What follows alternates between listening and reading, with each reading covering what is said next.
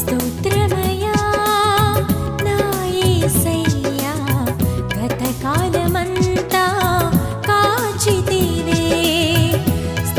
Jesus prayer ministries యేసు ప్రార్థనా మందిరంలో ఉన్న స్త్రీలు కొన్ని పాటలు పాడి దేవుని నామాన్ని మహిమపరుస్తారు. వినండి, ఆత్మీయంగా బలపడండి. దేవుడు మిమ్మల్ని దీవించును గాక. ఆమేన్.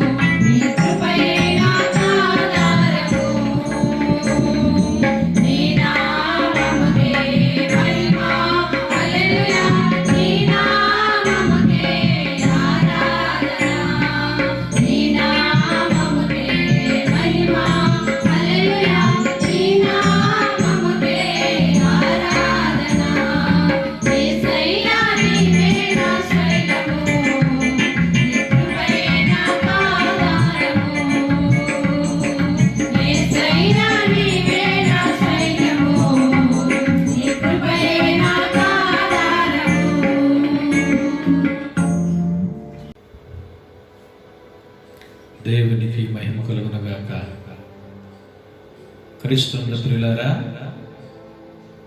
మరి దేవుని యొక్క కృప చేతను, ఆయన శక్తి చేతను, బలము చేతను దినదినము ప్రభు మనలందరినీ కూడా తన కృపలో చక్కగా ప్రభు నడిపిస్తూ ఉంటున్నాడు. దైవ సందేశము వల్ల, దేవుని వర్తమానము ద్వారా మన కుటుంబములలో దేవుడు నూతనమైన కార్యాలు జరిగిస్తూ నడిపిస్తూ ఉన్నాడు. ఒకవేళ మనము ఈ మే మాసములో సంఘమునకు దూరమైపోయినప్పటికీ దేవునికి దగ్గరయ్యే అవకాశాన్ని ప్రభు ఇచ్చాడు.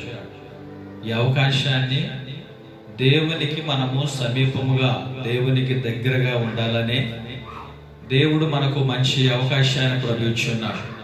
కాబట్టి ఈ లాక్డౌన్ సందర్భాలలో మన కుటుంబంలో మనము దేవునికి మన కుటుంబాలు దగ్గర అవ్వాలి. ప్రార్థనలో, ప్రభు సన్నిధిలో దినదినం మనం అనుభవిస్తూ, ప్రతిరోజు దేవుని సన్నిధి మనం అనుభవిస్తూ దేవునిలో మనం ముందుకు సాగవలసిన వారం అంటున్నాం.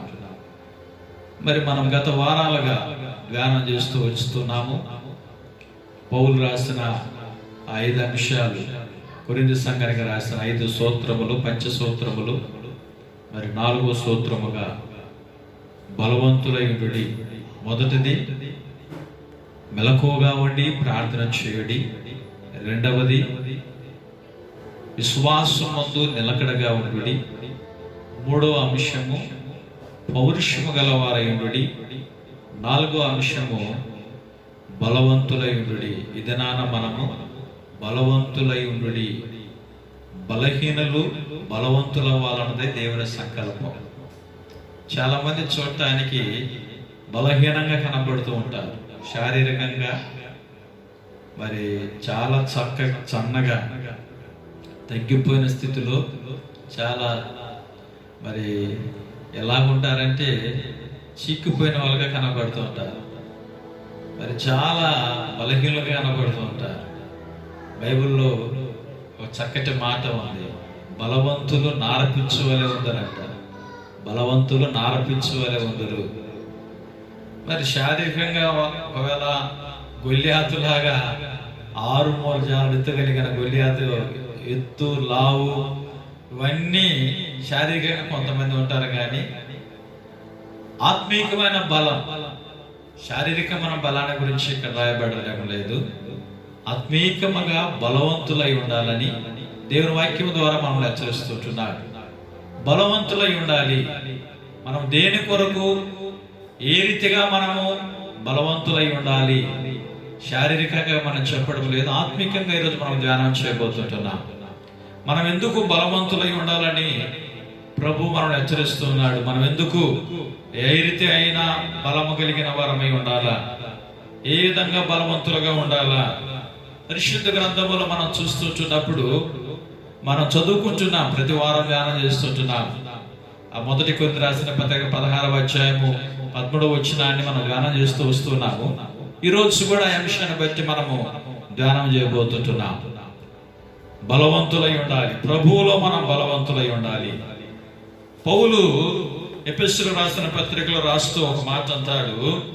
ఎఫెసీయులకు రాసిన పత్రిక 6వ అధ్యాయము 10వ వచనములో ఏమంటాడంటే, తుదకు ప్రభు యొక్క మహాశక్తిని బట్టి ఆయన యందు బలవంతులై ఉండుడి. ఎఫెసీయులకు రాసిన పత్రిక 6వ అధ్యాయము 10వ వచనం. తుదకు ప్రభు యొక్క మహాశక్తిని బట్టి. శారీరకమైన శక్తిని గురించి ఇక్కడ రాయబడలేదు, శారీరకంగా బలవంతుల గురించి ఇక్కడ రాయబడలేదు. ప్రభు శక్తి ద్వారా బలవంతులై ఉండాలి. తుదకు ప్రభు యొక్క మహాశక్తిని బట్టి ఆయన యందు బలవంతులై ఉండుడి. ఎందుకో ప్రియులారా, యేసు ప్రభు వారు బలవంతుడైన దేవుడు. యెషయా గ్రంథం 9వ అధ్యాయం 6వ వచనం చెప్పబడినట్లుగా బలవంతుడైన దేవుడు మన దేవుడు. అపవాదిని, శారీరక క్రియలు, ప్రకృతిలో ఉండే ప్రతి శారీరకమైన వాటిని అన్నిటిని జయించిన బలవంతుడైన దేవుడు యేసయ్య. కాబట్టి ఈ లోకంలో వచ్చి మనము కూడా ప్రతి విధమైన ప్రకృతిలో ఉండే లేక మన అంతరంగ జీవితానికి, పరిశుద్ధమైన జీవితానికి, ఆత్మీయమైన జీవితానికి మరి బలహీనతలు తీసుకొచ్చి ఏ కార్యం మన ఎదిరించి జయాన్ని పొందుకోవటానికి ప్రభు శక్తి మనకు అవసరమై ఉంది. దేవుని శక్తి మనకు లేకపోయినట్లయితే పాపాన్ని జయించలేము, శరీరాశను జయించలేము, నేత్రాశను జయించలేము. శారీరకమైన కార్యాలు మార్క్స్ వార్త 7వ అధ్యాయం 21వ వచనములో శారీరకమైన కార్యాలు చాలా ఉన్నాయి. గలతీయులకు రాసిన పత్రిక 5వ అధ్యాయంలో కూడా మనం చూస్తాం. గలతీయులకు రాసిన పత్రిక 5వ అధ్యాయములో మరి శరీర కార్యములు స్పష్టమైనవని అంటాడు అక్కడ పౌలు. గలతీయులకు రాసిన పత్రిక 5వ అధ్యాయము 19వ వచనములో శరీర కార్యములు స్పష్టమైనవి. అవేవనగా జారవత్వము, అపవిత్రత, కామకత్వము, విగ్రహారాధన, అభిచారము, ద్వేషములు, కలహము, మత్సరములు, క్రోధములు, కక్షలు, భేదములు, విమతములు, అసూయలు, మత్తతులు, అల్లరితో కూడిన ఆటపాటలు మొదలైనవి. వీటన్నింటి గురించి మునుపు చెప్పిన ప్రకారము ఇట్టి వాటిని చేయవారు దేవుని రాజ్యమును స్వతంత్రించుకొనరని మీతో స్పష్టంగా చెప్పుచున్నాను. ఇవన్నీ కూడా శరీరానుసారమైన కార్యాలు. ఇవి జయించడానికి మన శారీరకమైన బలము చాలదు, వాటి వల్ల మనం జయించలేము. వీటిని మనం జయించాలంటే ప్రభు శక్తి మనకు అవసరము, దైవ శక్తి మనకు అవసరము. దేవుడిచ్చే శక్తిని మనము పొందుకున్నట్లయితే వీటి మీద మనము జయాన్ని పొందుకోగలుగుతాం. మనము జయించాలంటే పాపాన్ని మనము జయించలేము, కానీ మనకు దేవుడిచ్చే ఆ శక్తి వలన ఈ శరీరానుసారమైన కార్యాలన్నీ మనము జయించగలుగుతుంటాం. అందుకే పౌలు రాస్తున్నాడు, తుదకు మహాశక్తిని బట్టి, తుదకు ప్రభు యొక్క మహాశక్తిని బట్టి ఆయన యందు బలవంతులై ఉండుడి. దేవుడిచ్చే శక్తి వలన మాత్రమే మనం వీటిని జయించగలుగుతాం. లేకపోతే మనం వాటిని జయించలేమండి. వాటిని మనం జయించడానికి మనకు ఏం అవసరమైందంటే దేవుని శక్తి మనకు కావాలి, దేవుడిచ్చే బలము మనకు కావాలి, దేవుడిచ్చే అభిషేకము, దేవుని ఆత్మ మనకు కావాలి. అపోస్తుల కార్యములో మనం చూసినప్పుడు అపోస్తుల కార్యము 1వ అధ్యాయము 8వ వచనములో స్పష్టంగా యేసు ప్రభువారు అపోస్తులకి ఒక వాక్యాన్ని జ్ఞాపకం చేస్తుంటున్నాడు. అపోస్తుల కార్యం 1వ అధ్యాయం 8వ వచనంలో ఏమంటాడంటే, పరిశుద్ధాత్మ మీ మీదకి వచ్చినప్పుడు మీరు శక్తిని పొందుదురు అన్నాడు. ఎప్పుడు మనం శక్తిని అందుకుంటాం, బలం పొందుకుంటామంటే పరిశుద్ధాత్మ దేవుడు మీ మీదకి వచ్చినప్పుడు. 1వ అధ్యాయం 8వ వచనం రాయబడి ఉంది, అయినను పరిశుద్ధాత్మ మీ మీదకి వచ్చినప్పుడు మీరు శక్తి నొందుదురు అన్నాడు. అక్కడ దేవుని శక్తి, ఇది దేవుడిచ్చే బలము, దేవుడిచ్చే శక్తి. ఆ శక్తి కొరకు దేవుని సమ్ముఖములో మనం కనిపెట్టుకుని ఉండాలి. దేవుని సమ్ముఖములో మనం కనిపెట్టుకున్నట్లయితే నిశ్చయముగా పెంతుకొస్తు పండుగ నాడు మేడగదిలో కూడి ఉన్న 120 మంది మీదకి దిగి వచ్చిన పరిశుద్ధాత్మ అభిషేకము నీ మీదికి దేవుడు పంపిస్తాడు. పరిశుద్ధాత్మ దేవుడు నీలో సంచరిస్తూ ఉంటాడు. నువ్వు దేవుని సమ్ముఖములో కనిపెట్టుకుంటే, దేవుని సందులో కనిపెట్టుకుంటే పరిశుద్ధాత్మ శక్తిని నువ్వు పొందుకుంటావు. అనేకులు ఆ పరిశుద్ధాత్మ శక్తి లేక పాపము దగ్గర, లోకానుసారమైన శరీర కార్యాల దగ్గర ఓడిపోయి పతనమైపోయి దేవునికి దూరం అయిపోయిన వారు అనేకులు ఉన్నారు. దైవశక్తి ఉన్నవారు ఎన్ని సంవత్సరములైనా, ఎన్ని దినాలైనా పాపము దగ్గర ఓడిపోరండి. దైవము చిత్తమునకు నమ్మకమైన వారిగా, దేవుడు నమ్మదగిన వాడు, ఆయన ఎదుట నమ్మకమైన వారిగా మనం జీవించగలుగుతూ ఉంటాం. ఇలాగ నమ్మకమైన వ్యక్తులుగా మనం దేవుని కొరకు జీవించాలంటే దైవ శక్తి మనకు అవసరము.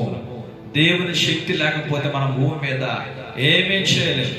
మన బలము వల్ల, మన శక్తి వల్ల, మన యొక్క ఖండ బలము వల్ల మనం ఏమి చేయలేము. ధన బలము వల్ల మనం ఏమి చేయలేము. జన బలము వల్ల మనం ఏమి చేయలేము. చదువు బలము, విద్య, అంతస్తు, పేరు, ప్రఖ్యాతులు ఉన్న అధికారము, అలాంటి బలము వల్ల మనం ఏమి చేయలేము. కానీ దేవుని శక్తి నీలో ఉన్నట్లయితే అది ఎంత పెద్ద ఉపద్రవమైన నువ్వు జయాన్ని పొందుకోగలుగుతావు.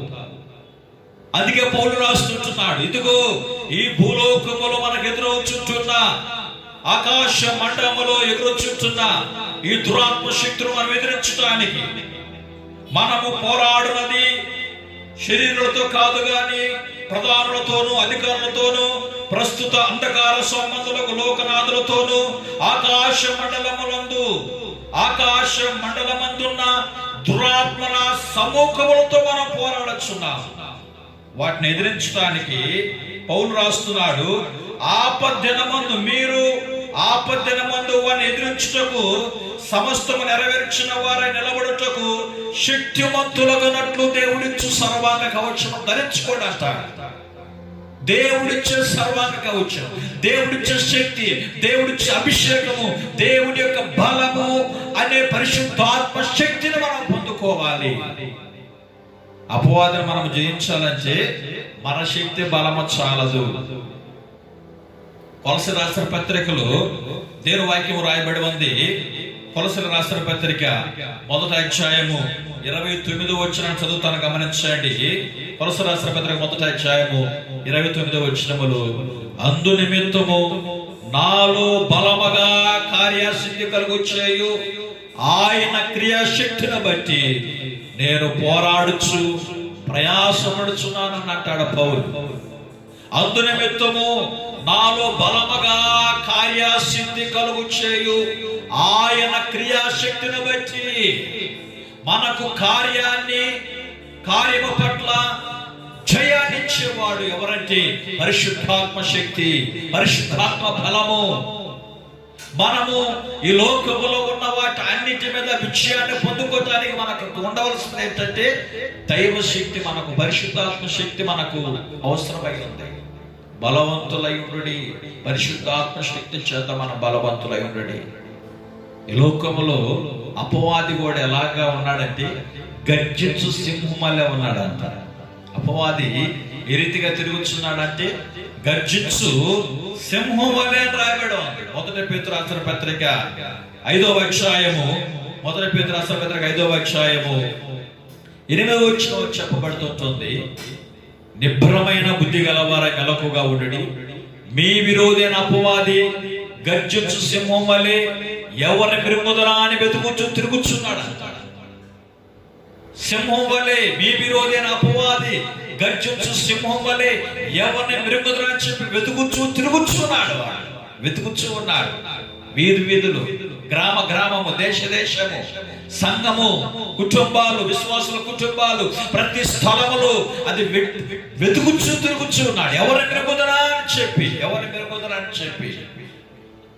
వాడిని మనం జయించాలంటే సింహం వలె వెతుకుచూ తిరుగులాడుచుంటున్న అపవాదిని మనం జయించడానికి మనకు శక్తి అవసరమై ఉంది.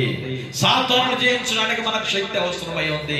పరిశుద్ధాత్మ శక్తి మనలో లేకపోతే సింహం వల్లే ఎవరి మృగంలో చెప్పి నోరు తెరుచుకుని ఉన్నాడే, ఆ నోరు తెరుచుకున్న సింహాన్ని, అపవాదిని జయించడానికి దేవుని శక్తి మనకు అవసరమై ఉంది.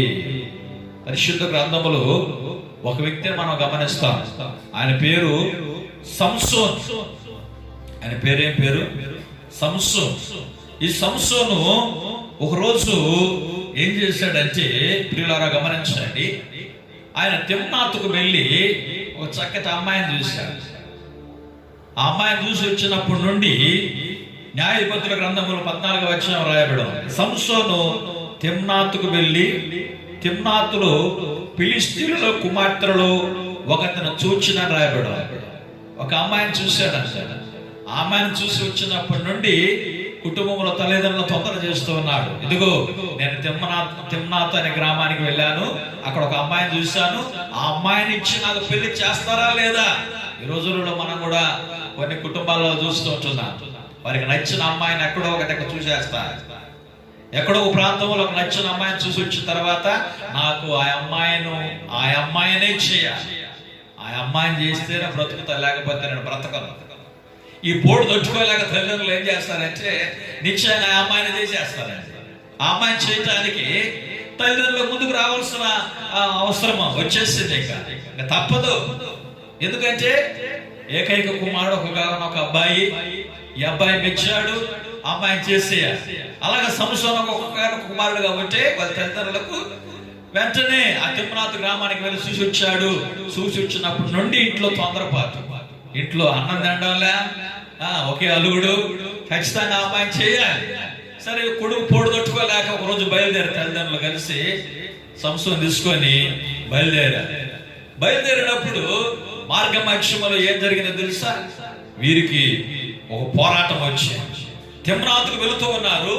వెళ్ళేటప్పుడు ఒక సింహం అడ్డు వచ్చింది. బైబిల్ చెప్తారు, గమనించిన న్యాయాధిపతుల గ్రంథము 14వ అధ్యాయం 5వ వచనం రాయబడి ఉంది.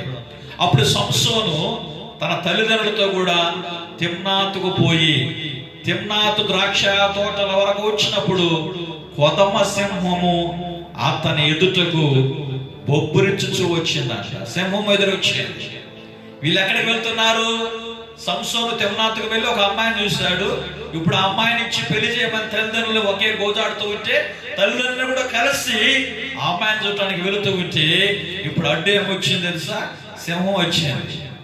తల్లిదండ్రులతో కలిసి వెళ్తూ ఉంటే సింహం వచ్చింది. అయితే సింహం వస్తే సంసోను దేవుని బలము పొందుకున్న వాడిగా మనం చూస్తుంటున్నాం. ఆ సింహాన్ని ఎదిరించడానికి ఇప్పుడు ఎవరు కావాలి? ఎవరికో శక్తి లేదు. ఎప్పుడైతే సంసోనును దేవుని ఆత్మ ప్రేరేపించిందో 6వ వచనంలో చెప్పబడి ఉంది, యెహోవా ఆత్మ అతనిని ప్రేరేపింపగా అతని చేతులు ఏమీ లేకపోయినను సింహాన్ని జయించడానికి, సింహం యొక్క నోటిని చీల్చడానికి సంసోను బలము కాదు, సంసోనును దేవుడి ఆత్మ ప్రేరేపించింది.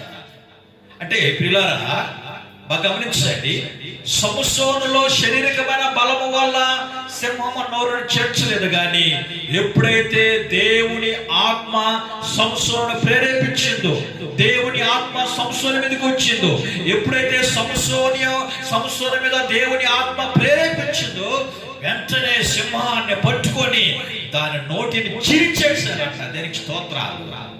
ఈరోజు అపవాది కూడా గర్జించే సింహం వల్లే ఎవరిని బ్రహ్మదని చెప్పి తిరుగులాడుతూ ఉన్నాడే, ఆ సింహాన్ని జయించడానికి దేవుని శక్తి అవసరం. దేవుని ఆత్మ నీలో ఉంటే సింహమును చేర్చగలిగిన బలాన్ని దేవుడు నీకు అనుగ్రహిస్తాడు. సాతాను యొక్క సింహాసనాన్ని పడగొట్టడానికి, సాతాను యొక్క బలాన్ని చితకతొక్కటానికి దేవుడు దానిని కాళ్ళ కింద అణిచివేసే శక్తిని ప్రభునికి అనుగ్రహిస్తాడు. ఎప్పుడు తెలుసా? పరిశుద్ధాత్మ అభిషేకాన్ని పొందుకున్నప్పుడు, దేవుని శక్తిని పొందుకున్నప్పుడు, దేవుని యొక్క ఫలాలను పొందుకున్నప్పుడు, దేవుడిచ్చే ఆ శక్తిని నువ్వు అనుభవించినప్పుడు అది ఎలాంటి సింహమైనా, అది ఎలాంటి ఉపద్రవమైనా, ఎంత పెద్ద తుఫానైనా, ఎంత పెద్ద పోరాటమైనా, ఎంత పెద్ద అడ్డు వచ్చినా నిన్ను ఎవరు ఆపలేరు. తిమ్నాతుకు వెళుతుంటున్న సంసోనును అతని తల్లిదండ్రులను సింహము ఎదిరించి అది నిలబెట్టి వారిని భయపెట్టాలని వస్తే దేవుని ఆత్మ సంసోనుని ప్రేరేపించింది కాబట్టి సంసోను సింహాలను పట్టుకొని దాన్ని చీల్చివేశాడంట. దేనికి స్తోత్రాలు, హల్లెలూయా. అందుకే దేవుని వాక్యం చెప్పబడుతుంటుంది. 1 తిమోతి రాసిన పత్రిక 2వ అధ్యాయం 1వ వచనం అంటాడు, నా కుమారుడా క్రీస్తు యేసునందున్న కృప చేత బలవంతుడవు కమ్ము. ఈ లోకములో నువ్వు జీవించిన దినాలు అపవాదికుడు సింహం వల్ల ఎక్కడో ఒక చోట నీకు ఎదురవుతూనే ఉంటాడు. వాడిని నువ్వు జయించాలంటే, వాడి యొక్క క్రియలను నువ్వు జయించాలంటే దేవుని శక్తి నువ్వు పొందుకోవాలి. ఎవరి కాలంలో ఉంటున్న దేవుని బిడ్డలారా, తిమోతితో ప్రభు మాట్లాడుతున్నాడు. ఓ యవన కాలంలో ఉన్న తిమోతి, ఓ తిమోతి నా కుమారుడా, క్రీస్తు యేసునందు నీవు బలవంతుడవు కమ్ము. క్రీస్తు యేసునందు కృప చేత బలవంతుడవు కమ్ము.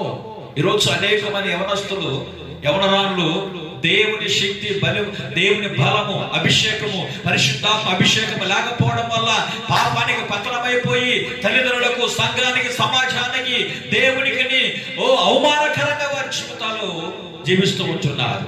పాపం మీద జయాన్ని పొందుకోలేకపోతున్నారు, పాపాన్ని జయించలేకపోతుంటున్నారు, శరీరేచ్ఛను జయించలేకపోతుంటున్నారు, అపవాది కుతంత్రాలను జయించలేకపోతున్నారు. కారణము పరిశుద్ధాత్మ శక్తి లేదు కాబట్టి, పరిశుద్ధాత్మ అభిషేకం లేదు కాబట్టి. ఎప్పుడైతే సంసోను మీదికి దేవుడి ఆత్మ ప్రేరేపించబడిందో సింహం యొక్క నోటిని చీల్చివేశాడు. దానికి స్తోత్రాలు, హల్లెలూయా.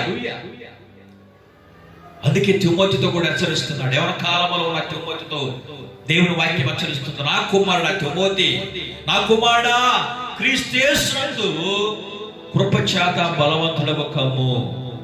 దేవుని కృపచేత బలవంతుడవు కమ్ము. ఒక మాట చక్కగా రాయబడి ఉంది. 2 తిమోతి రాసిన పత్రిక, తిమోతి రాసిన 2వ పత్రిక 4వ అధ్యాయము 17వ వచనం ఒక మాట చక్కగా ఉంది, గమనించండి.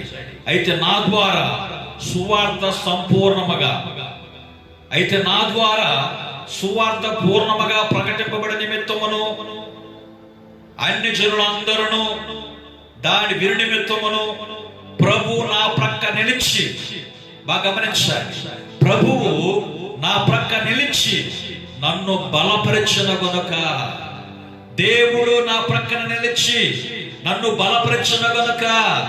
ఈ వాక్యం వింటున్న దేవుని బిడ్డలారా, ప్రభువు నీ పక్షంగా నిలిచిన బలపరుస్తాడు.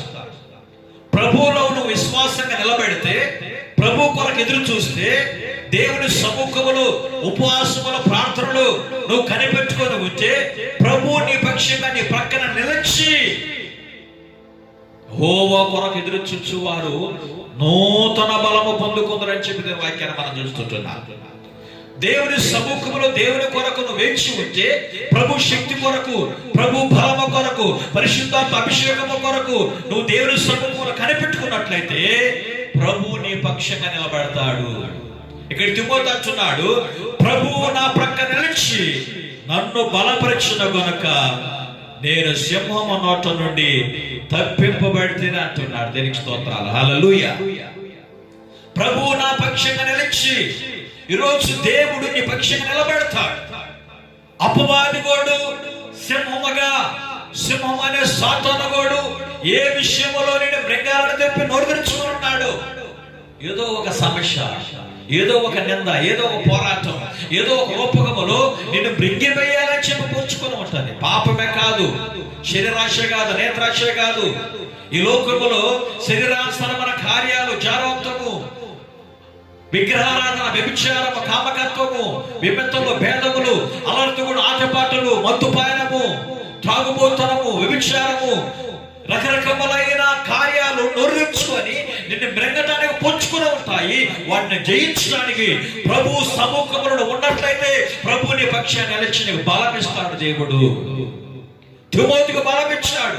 అందుకే తిమోతి అంటున్నాడు, ప్రభు నా పక్షంగా నిలిచి నన్ను బలపరిచిన గనుక, ప్రభు నా పక్షంగా నిలిచి నన్ను బలపరిచిన గనుక నేను సింహము నోట నుండి తప్పింపబడితేనే.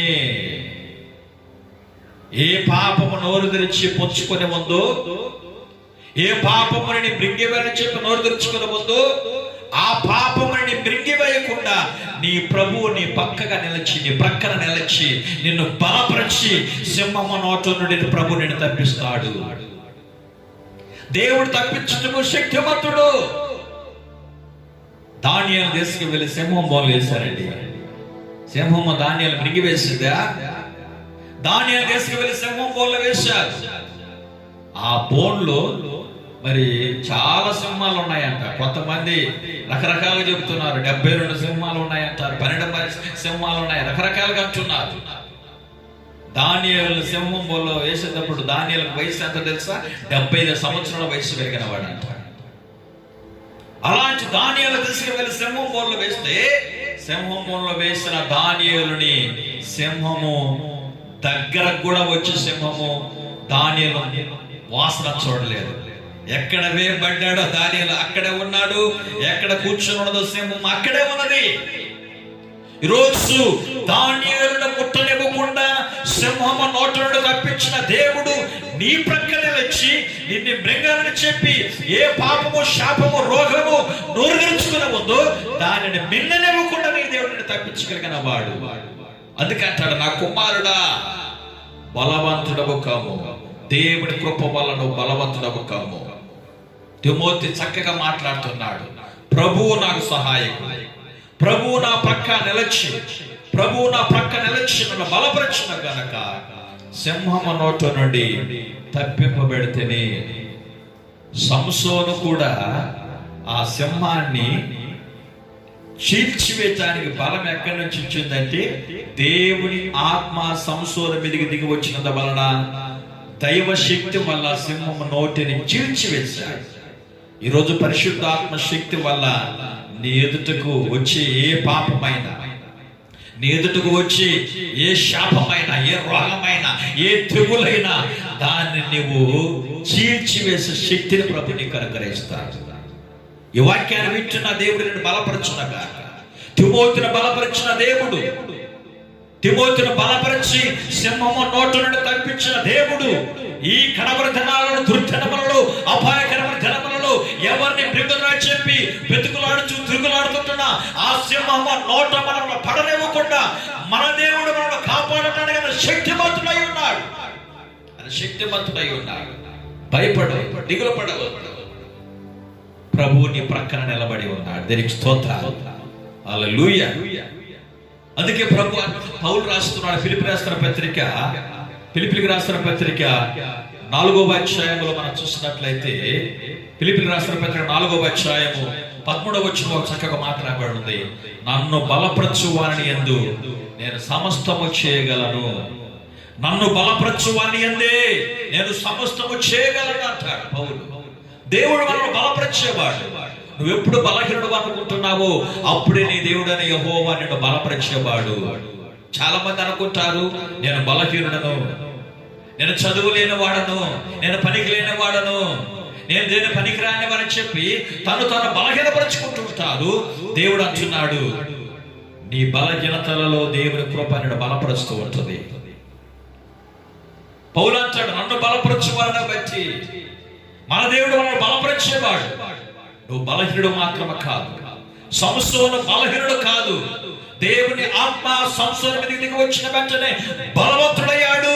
ఫిలిష్తీయులను కూడా జయించడానికి దేవుడు సంసోనుకు బలం ఇచ్చాడు. శత్రువులను జయించడానికి దేవుడు బలం ఇచ్చాడు. ఇశ్రాయేలుల మీద ఫిలిష్తీయులు అధికారం చెల్లిస్తున్నారు. ఎక్కడైనా ఇశ్రాయేలీయులు ఇతరుల పరిపాలన చేశారు. అయితే ఇక్కడ చదువుతున్న వాక్య భాగాలు మనం చూస్తే ఫిలిష్తీయులు ఇశ్రాయేలును పరిపాలన చేశారు. విగ్రహారాధికులు దేవుడు జనాంగం ఇశ్రాయేలు పరిపాలన చేస్తూ ఉన్నారు. కొన్ని సందర్భాలలో సాతానుకు దేవుడు అవకాశాలు ఇస్తాడు, మన బుద్ధి చెప్పడానికి, మనం నేర్పించడానికి, మనల్ని సక్రమైన పద్ధతిలో నిలబెట్టడానికి. కొన్ని సందర్భాలలో సాతానుకు దేవుడు అధికారం ఇస్తాడు, అవకాశాలు ఇస్తాడు. ఆరోపకముగా ఇశ్రాయేలుకు దేవుడు ఇక్కడ బుద్ధి చెప్పటానికి ఫిలిష్తీయులకు అవకాశం ఇచ్చాడు. కొన్ని రోజులు ఫిలిష్తీయులు ఇశ్రాయేలు పరిపాలన చేశారు. అయినా సంసోను వల్ల మరలా ఇశ్రాయేలు పక్షంగా దేవుడు జయం ఇచ్చాడు. దానికి స్తోత్రాలు. హల్లెలూయా. ఈరోజు నీ పక్షంగా కొన్ని దినాలు ఒకవేళ సమస్యలు, పోరాటాలకు ఎదురయ్యడవచ్చేమో, ఈరోజు ప్రభు నీ పక్షంగా నిలబడి నీవు జయమిచ్చేవాడు. బలమిచ్చిన దేవుడు జయమిస్తాడు. జయమిచ్చిన దేవుడు అంతవరకు ప్రభుని నడిపిస్తాడు. అందుకే పౌలు అంటాడు, నన్ను బలపరచువాని యందు నేను సమస్తము చేయగలను. యెషయా గ్రంథం 45వ అధ్యాయము 24వ వచనం రాయబడి ఉంది, యెహోవా యందే నీతి బలములున్నవని జనులు నన్ను గురించి చెప్పుదురు, ఆయన యొద్దకు మనుషులందరూ వచ్చెదరు. యెహోవా యందే నీతి బలము ఉన్నది. ఎవరి దగ్గర ఉంది ఆ బలము? అపవాదిని జయించే బలము, సాతాను జయించే బలము ఎవరి దగ్గర ఉందంటే యేసయ్య దగ్గరే. నా నామం మన మీరు దెయ్యములను వెళ్ళగొట్టుదురు అన్నారు. ఈరోజు అనేకులు ప్రార్థించినప్పుడు అపవిత్రాత్మ శక్తులు పారిపోతున్నాయి, దయ్యాలు పారిపోతున్నాయి, దురాత్మ శక్తులు పారిపోతున్నాయి. ఎవరి వల్ల అంటే యేసుక్రీస్తు నామం వల్ల పారిపోతున్నాయి. ఆయన నామము శక్తి కలిగిన నామము, అన్ని నామముల కన్నా యేసు నామము గొప్ప నామము, శక్తి కలిగిన నామము. దయ్యములు పారిపోతున్నాయంటే ఆయన నామములో శక్తి ఉన్నది. ఆయన సర్వశక్తిమంతుడైన దేవుడు అయినాడు కాబట్టి ఆయన విశ్వాసం ఉంచు వారికి కూడా అలాంటి బలమున శక్తిని ప్రభు అనుగ్రహించేవాడై ఉన్నాడు. అందుకే పౌలు రాస్తున్నాడు కొరింథీ సంఘానికి, బలవంతులై ఉండుడి. అపవాదిని ఎదిరించడానికి మీరు ఎల్లప్పుడూ బలవంతులై ఉండుడి. ఎల్లప్పుడూ ఎవరైతే ఎప్పుడు దేవుని సముఖములో ప్రార్థనలో కనిపెట్టుకొని ఉంటారో, దేవుని శక్తి కొరకు కనిపెట్టుకొని ఉంటారో, దేవుడు వారికి దినదినము నూతన బలాన్ని ప్రభు ఇస్తాడు, నూతన శక్తిని ప్రభు అనుగ్రహిస్తాడు. వయస్సు పెరగవచ్చు, అయితే దేవుడిచ్చే బలము ఎలాంటిదంటే నూతనముగా ఉంటుంది. మన దేవుడు మన పట్ల అనుదినము నూతనమైన వాచ్యత కలిగిన వాడై ఉన్నాడు. అనుదినము మన దేవుడు మన పట్ల నూతనమైన వాచ్యత కలిగిన వాడై ఉంటున్నాడు. యెషయా గ్రంథము 40వ అధ్యాయము 31వ వచనంలో చెప్పబడుతూ ఉంటుంది, యెహోవా కొరకు ఎదురు చూచువారు నూతన బలము పొందుదురు. యెహోవా కొరకు ఎదురు చూచువారు నూతన బలము పొందుదురు. తర్వాత చక్కగా చెప్పబడుతుంటుంది, వారు ఎలాగ ఉంటారంటే పక్షిరాజు యవ్వనము వలె. యెహోవా కొరకు ఎదురు చూచువారు నూతన బలము పొందుదురు. వారు పక్షిరాజుల వలె రెక్కలు చాచి పైకి ఎగురుదురు. అలయక పరుగుతుదురు, సొమ్మసిల్లక నడిచిపోవుదురని చెప్పి నేను వాక్యాన్ని చూస్తుంటున్నా. ఎప్పటికీ అలసిపోరు, ఎప్పటికీ సొమ్మసిల్లరు, ఎప్పుడు కూడా కురిగిపోరు. ఎప్పుడు నూతన బలము చేత ప్రభువు మనల్ని నడిపించేవాడై ఉన్నాడు.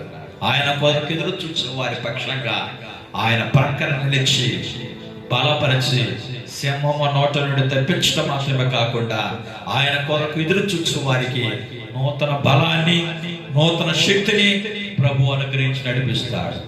దేవుడి మాటలు వింటున్న మిమ్మల్ని, మీ కుటుంబములను పరిశుద్ధాత్మ దేవుడు నూతన పరిచి ఆయన నూతన బలమైన శక్తిని ప్రభు మీకు అనుగ్రహించి తన రాకడకు ప్రభు మిమ్మల్ని అందరినీ సిద్ధపరచును గాక. దేవుడు మాటలు వింటున్నా మీ అందరి కొరకు వ్యక్తిగతమైన ప్రార్థనలు మేము జ్ఞాపకం చేసుకుంటున్నా. ప్రభు మీకును మీ కుటుంబాలకి అలాంటి నూతనమైన శక్తిని, బలాన్ని ప్రభు అనుగ్రహించాలని మేము ప్రార్థన చేస్తుంటున్నాం. ప్రేమల దేవుని బిడ్డలారా, ప్రభు మీలో ఉన్నాడు, ఆయన శక్తి మీలో ఉన్నది, పరిశుద్ధాత్మ అభిషేకం మీలో ఉన్నది.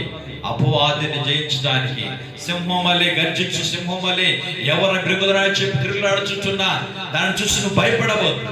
సంసోనుకు, తిమ్నాతుకు వెళుతున్న సంసోనుకు సింహం ఎదురైతే సింహమును చూసి భయపడలేదు, కానీ సింహము నోటిని చీల్చి దాన్ని పారవేసి ఈరోజు అలాంటి కృపను, బలమును, శక్తిని, అభిషేకాన్ని ప్రభు నీకు అనుగ్రహిస్తాడు. నీకు ఎదురయ్యే సింహము అనేక రూపకములు రావచ్చు, అనేక విధాలుగా నోరు తెరిచి నిన్ను బ్రింగివేరని చెప్పి పోల్చుకునవచ్చు. అయితే ప్రభు నీ ప్రక్కన నిలిచి ఉన్నాడు, నా సంగతి మర్చిపోవద్దు. ప్రభు నీ ప్రక్క ఉన్నాడు, నీ పక్షంగా ఉన్నాడు, నీ కుటుంబ పక్షంగా ఉన్నాడు, నీ బిడ్డల పక్షంగా ఉన్నాడు, నీ భర్త పక్షంగా, నీ భార్య పక్షంగా, నీ పక్షంగా నువ్వు ప్రార్థన చేసే దేవుడు నీ పక్షంగా ఉన్నాడు. అపవాదిని చీల్చివేయటానికి ప్రభు నీకు శక్తినిచ్చి ఉన్నాడు. భయపడవద్దు, దిగులు పడవద్దు, కలవరపడవద్దు. ప్రభువు నీకు సహాయం చేసేవాడు. ప్రభు మనకు సహాయకుడు, ప్రభు మనకు సహాయకుడు. ప్రార్థన చేసుకున్నామా? అలాగే తరడ వచ్చి కళ్ళు మూసుకోరండి. మీ కొరకు నేను ప్రార్థన చేస్తాను. ప్రేమ కలిగిన మా తండ్రి, పరిశుద్ధుడా, జీవాధిపతి, నీ పరిశుద్ధమైన పాదములకు వందనాలు, స్తుతి స్తోత్రాలు చేస్తున్నాము నాయన. నా ప్రభువా, బలవంతులై ఉండండి అన్న అంశాన్ని బట్టి స్పష్టముగా మాతో మీరు మాట్లాడారు స్వామి. స్తోత్రాలు అయినా మేము ఏ విషయంలో బలహీనలుగా ఉన్నామో ఆ విషయంలో మనం బలవంతులుగా ఉండటానికి ఈ వాక్యము ద్వారా మమ్మల్ని హెచ్చరించారు.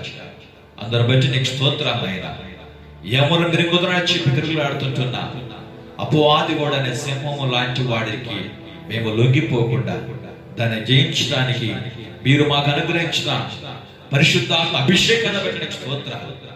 సంసోనుకు, తిమ్నాతుకు వెళుతున్న సంసోనుకు అడవిలో సింహం ఎదురైనప్పుడు దాన్ని చీల్చివేయటానికి, దాని నోటిని చీల్చివేయటానికి ప్రభువా మీరు ఏ రీతిగా అయా సంసోనుకు ఆత్మను ప్రేరేపింపజేసి బలమనిచ్చారు, అలాంటి బలమును ఈ రోజు కూడా మేము ఈ లోకంలో జీవించుచుంటున్న మా జీవితంలో ఎదురయ్యే శరీర కార్యములన్నీ జయించడానికి పరిశుద్ధాత్మ దేవా మీ శక్తిని మీరు మాకు దయచేయండి.